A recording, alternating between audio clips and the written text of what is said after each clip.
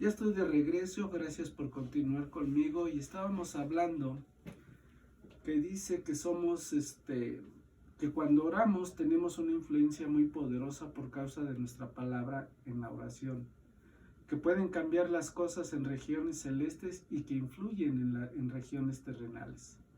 Por eso es tan difícil orar. Al diablo no le agrada que oremos, por eso pone un peso en nuestro espíritu para que no oremos.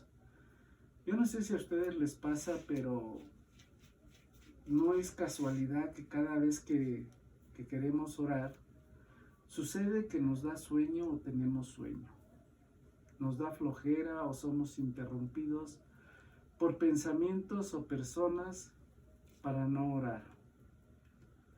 Por eso dice en la Biblia, en Proverbios 18:21, que el poder de la vida y la muerte están en las palabras. Tenemos el poder creativo de Dios. Dios dijo en Génesis 1:26, hagamos al hombre a nuestra imagen, conforme a nuestra semejanza. Y si nosotros tenemos ese poder creativo de Dios, es decir, Dios cuando formó la creación, todo lo hizo con ese poder creativo de su palabra. Él nomás dijo, hágase la luz y se hizo. Hagamos al hombre y se hizo. Con ese poder creativo y ese poder lo tenemos nosotros. Y ese poder creativo incluye el poder de la palabra. Debemos ir o estar en la dimensión del espíritu para crear donde no hay nada. Así lo hizo Dios. Él creó donde no había nada. Dios es experto en imposibles, partiendo de la palabra creativa del hombre, de acuerdo con la perfecta voluntad de Dios. O sea, debemos orar de acuerdo a su voluntad. Pero para conocer su voluntad, tenemos que conocerlo a Él. Es por eso que es imperativo que oremos, que estudiemos la palabra, que dediquemos tiempo para estar con Él. Cuando no sabemos cómo resolver un asunto y estamos turbados o inquietos, no sabemos qué hacer, nos afanamos, buscamos soluciones y no las hallamos. Volteamos para todos lados. A veces no volteamos para donde tenemos que voltear. Sin embargo, Dios tiene misericordia y nos habla por medio de su palabra. Dice en Filipenses 4:6, por nada estéis afanosos, sino sean conocidas vuestras peticiones delante de Dios en toda oración y ruego con acción de gracias. ¿Por qué? Cuando oramos es cuando estamos sentados en lugares celestiales juzgando todas las cosas, las buenas y aún las malas. Romanos 8:28 dice, y sabemos que a los que aman a Dios, todas las cosas ayudan a bien. Esto es, a los que conforme a su propósito son llamados. Cuando entendamos nuestro lugar en la creación, sabremos que por nuestra naturaleza somos inferiores a los ángeles. Podremos discernir que aún lo malo que nos acontece no es malo en sí mismo, y que aún las cosas que calificamos como malas, aún en esas hay un propósito de Dios. Desde luego que las cosas problemáticas y difíciles producen en nuestro ánimo y sentimientos de desagrado y tristeza, porque generalmente somos movidos de nuestra zona de confort, pero al final nos permite aprender qué cosas hacer y qué ignorar. Hebreos 12:11 dice, ninguna disciplina resulta agradable a la hora de recibirla. Al contrario, es dolorosa, pero después produce la apacible cosecha de una vida recta para los que han sido entrenados por ella. Como hijos de Dios somos muy importantes en la tierra y en regiones celestes. porque el Señor puso todo debajo de nuestros pies. Y ahora sí que, como dice mi hijo, ahí está en la palabra, no lo digo yo, ni me lo estoy sacando de la manga. No hay nadie mayor en la tierra y en los cielos que el hombre, solo Dios. Es el único más grande que nosotros. Jesucristo vino a morir por la humanidad, no por los ángeles. Él dio toda su sangre por la redención del hombre. ¿Qué hizo el Señor los 3 días que estuvo muerto?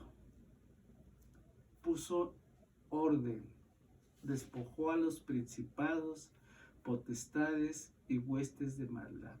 ¿Para qué? Para rehacer la autoridad del hombre sobre la tierra y en regiones celestes. Cuando David escribió el Salmo 8 y el escritor de Hebreos 2 estaban recordando la gloria y honra de ser hijos de Dios. El dominio del hombre es total y absoluto, único, aunque haya autoridades espirituales demoníacas, creyendo que son superiores. El hombre fue creado para contrarrestar las fuerzas destructivas del diablo y sus seguidores. Todo se sujeta al hombre en cuanto a la creación visible o invisible. Sin embargo, vemos que hay un pero, y lo dice en la Biblia. Hebreos 2:8 dice: todo lo sujetaste bajo sus pies del hombre, porque en cuanto le sujetó todas las cosas, nada dejó que no sea sujeto a él.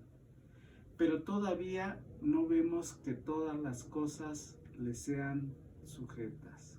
Ahí está el pero todavía no vemos que todas las cosas le sean sujetas. El escritor daba testimonio que hay por lo menos 2 cosas que causan que todavía no vemos que todas las cosas le sean sujetas. Lo primero es que no seamos santificados. Lo hemos visto en muchas lecciones que tenemos que estar santificados, que debemos buscar esa santificación todos los días y que es una lucha continua día con día. Y si no somos santificados, entonces somos cristianos carnales, desobedientes a los mandamientos divinos.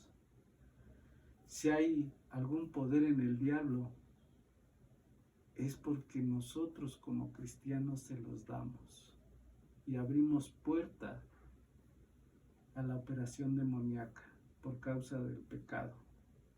Lo he dicho en otras lecciones, Satanás tiene la autoridad y el poder que nosotros le demos.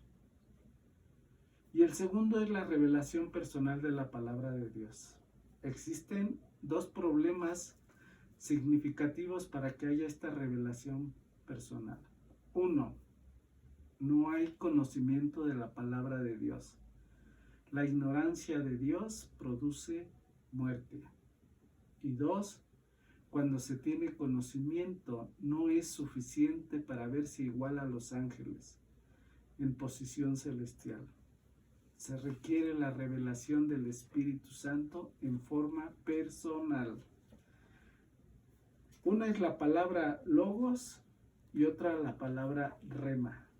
Logos produce conocimiento y rema produce un alumbramiento de nuestra posición.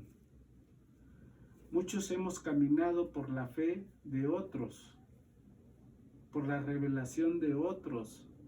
Eso solo produce conocimiento, pero necesitamos una revelación propia.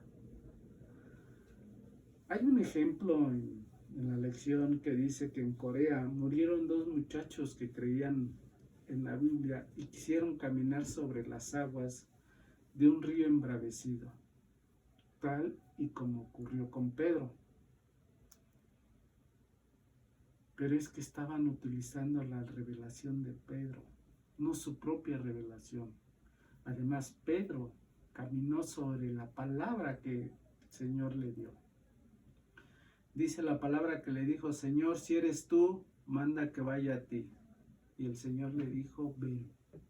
Sobre eso caminó Pedro. Se terminaron los siguientes 10 minutos, en un segundo regreso.